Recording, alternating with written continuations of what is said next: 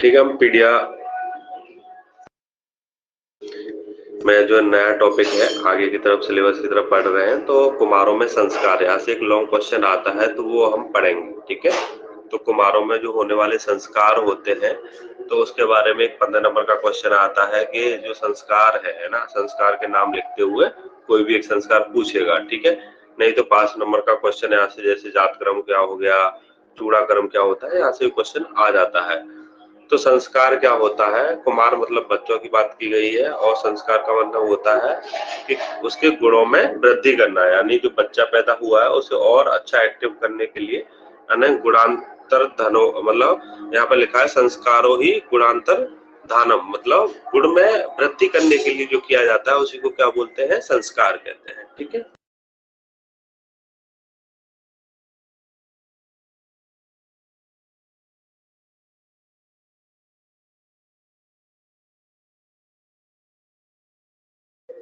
तो जो गर्भावस्था होती है ना, ड्यूरिंग द प्रेगनेंसी में कौन कौन से संस्कार किए जाते हैं? गर्भाधान हो गया, पुंसवन हो गया, सीमांतोन्नयन हो गया। ठीक है, और बाल्यावस्था में कौन से किए जाते हैं, और युवावस्था में भी है समार्तन, विवाह हो गया है ना, फिर वनप्रस्थ संन्यास ले लेता है। तो आपके जो सिलेबस में है वो ये है बाल्यावस्था वाले, तो आपको केवल ये नाम याद रखने हैं और इन्हीं के बारे में एग्जाम में पूछेगा, आपको उन सबसे कोई मतलब नहीं है।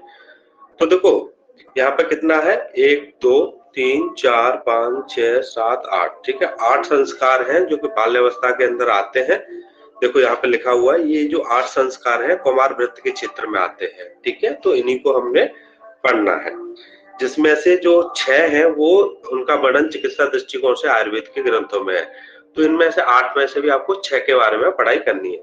तो आप इनके नाम याद कैसे करोगे? सबसे बड़ी बात तो यही है कि आपको नाम याद करने हैं सीक्वेंस में। तो आप यहाँ पे एक ट्रिक लिखी हुई है, जनानी अचूक उबे। ठीक है, जनानी, दूसरा क्या लिखा है? अचूक। ठीक है, और उबे। तो जनानी मतलब बोलते हैं ना फीमेल्स को। तो जा से क्या हो गया? जात कर्म हो गया। ना से क्या हो गया? नामकरण हो गया। नी से क्या हो गया? निष्क्रमण हो गया। तो ज से जात कर्म, ना से नामकरण और नी से निष्क्रमण हो गया। ठीक है, अचूक, आ से क्या हो गया? अन्नप्राशन हो गया, और चू से क्या हो गया? चूड़ा कर्म हो गया, और का से क्या हो गया? कर्ण वेदन हो गया। अब बचे 2, उपनयन और वेदारंभ। तो यू से उपनयन हो गया और वी से क्या हो गया? वे से वेदारंभ हो गया। तो इस तरीके से हम क्या है याद करेंगे, जनानी अचूक उबे। क्या हो गया? जनानी अचूक उबे। ठीक है, तो यहां से ये जनानी वाला हो गया, जनानी, राइट, और ये क्या है? अचूक हो गया, अचूक और उबे। ठीक है, तो इस तरीके से हमने 3 में से ब्रेक करके पढ़ लिया। ठीक, तो ये कब होता है, इसका टाइम पीरियड बहुत इंपॉर्टेंट है कि जातकर्म कब करवाते हैं, नामकरण कब करवाया जाता है, निष्क्रमण कब करवाया जाता है, वो सारी चीजें मैंने यहाँ पे लिख दी हैं। जब पूरा पढ़ लोगे तब इसे पढ़ना। ठीक है, तो पहला क्या है? जात कर्म। जात कर्म क्या है? जैसे बच्चा जो जन्म लेता है ना, तुरंत जन्म लिए हुए शिशु को जो कर्म किया जाता है उसे जात कर्म कहते हैं। तो यानी हम कब करवाएंगे इसको? फर्स्ट डे पे ही कराते हैं। कब कराते हैं? जैसे बच्चा पैदा हुआ उसे फर्स्ट डे पे हमें इसे कराते हैं।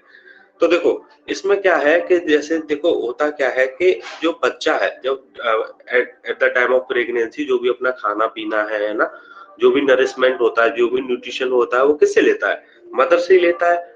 अब उसे आदत तो है मदर के उससे लेने की, लेकिन अब वो संसार में बाहर आ गया है, उसकी डिलीवरी हो गई है, तो उसको अब हमें योग्य बनाना है। ठीक है, अपना खुद से करने के लिए। तो यही लिखा है कि शिशु क्या है? 9 मास तक माता के गर्भ में रहता है तथा उसकी सभी शारीरिक क्रियाएं माता के ही अधीन रहती हैं। जो भी शारीरिक एक्टिविटी होती है, फिजिकल एक्टिविटी वगैरह, सब माता के अधीन रहती हैं, और जन्म के बाद इस संसार के द्वारा इस जगत में अच्छी तरह अपना जीवन सुरक्षित कर सके, इसलिए यह संस्कार किया जाता है। ठीक है, गर्भस्थ जो शिशु है माता से ही अपना पोषण लेता है। ठीक है, तो ये सारी चीज आपको वहां पे लिखनी है। तो इस संस्कार के द्वारा हम क्या करते हैं? इस जगत में आने वक्त के बाद बच्चे का पोषण लेने योग्य बनाया जाता है। जो बच्चा होता है उसको पोषण लेने योग्य बनाए जाते हैं। ठीक है, बस इतना ही आपको याद रखना है। जो जो मैं पढ़ा रहा हूँ वही याद रखना है। दूसरा जो संस्कार है नामकरण। अब बच्चा पैदा तो हो गया, उसका नाम भी रखना है, तो कब रखते हैं? 10वें दिन पे। जब बच्चा पैदा होता है उसके 10th डे पे हम क्या रखते हैं? नाम रखते हैं। फर्स्ट डे पे हमने जातकर्म कराया, दूसरा क्या 10th डे पे हम क्या है उसका नामकरण करेंगे। ठीक है, तो ये लिखा है कि जन्म के 10वें दिन शिशु के माता पिता को मंगल उत्सव करा के, जैसे कराते नहीं है पूजा पाठ वगैरह इन टाइप, और स्वास्थ्य वाचन करके अभिष्ट अर्थात समय अनुसार, नक्षत्र के अनुसार है ना, वो कब पैदा हुआ, कौन से नक्षत्र में हुआ, इस तरीके से उसका नामकरण करते हैं।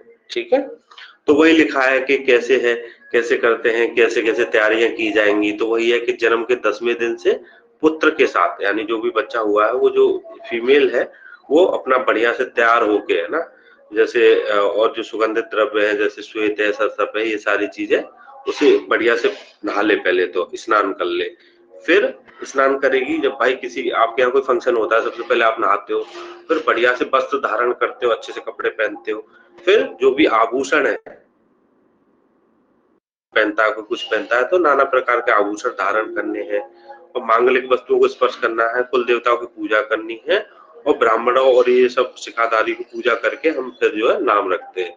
अब इसमें लिख के क्या आना है कि नाम जो होता है उसमें 2 नाम होते हैं, मतलब 2 नाम रखे जाते हैं। जैसे बोलते हैं ना कि एक तो ये भाई घर का है, एक स्कूल का है, तो एक नक्षत्रिक नाम होता है, मतलब किस नक्षत्र में बच्चा पैदा हुआ है उसके हिसाब से होता है। दूसरा क्या, अभिप्राय, मतलब जैसे आप प्यार में लेते हो ना कि आपका ये नाम रखते हैं, तो बस आपको ये याद रखना है, नाम छोटा होना चाहिए, ज्यादा बड़ा ना हो, इस तरीके से कुछ बातें हैं वो आप लिख सकते हो। ठीक है, चलो ठीक है, तो ये हमने जातकर्म और नामकरण संस्कार के बारे में पढ़ा। उसके बाद जो है निष्क्रमण संस्कार। निष्क्रमण संस्कार का मतलब क्या होता है? अब बच्चा क्या है घर में ही है, अब उसको हमें बाहर भी ले जाना है, तो ये हम 4th मंथ पे उसे बाहर ले जा सकते हैं। मतलब क्यों 4th मंथ पे क्यों ले जाते हैं? कि भाई 4th मंथ तक जो बच्चा है उसकी धातु भी मैच्योर हो जाती है ना, और बाहर ले जाएंगे तो धूप वगैरह भी होगी, तो धूप सहने की शक्ति भी उसमें आ जाती है। तो वो पहले बहुत नाजुक सा था बच्चा, थोड़ा सा उसका पोषण हो जाता है, उसकी वजह से हम उसे 4th मंथ तक वेट करते हैं बाहर ना ले जाने के लिए, बाहर ले जाने के लिए। तो 4th मंथ में हम उसे बाहर ले जाएंगे। ठीक, तो क्या लिखा है देखो, 4थे मास के बच्चे को सूतिकागार से बाहर लाना चाहिए। बच्चे को अच्छी प्रकार से अलंकृत कर, अच्छे वस्त्र पहनाकर, देवताओं को नमस्कार करने के लिए बाहर लाए, यानी पास में वो कह रहे हैं कि कोई मंदिर वगैरह हो वहां पे उसे ले जाएंगे।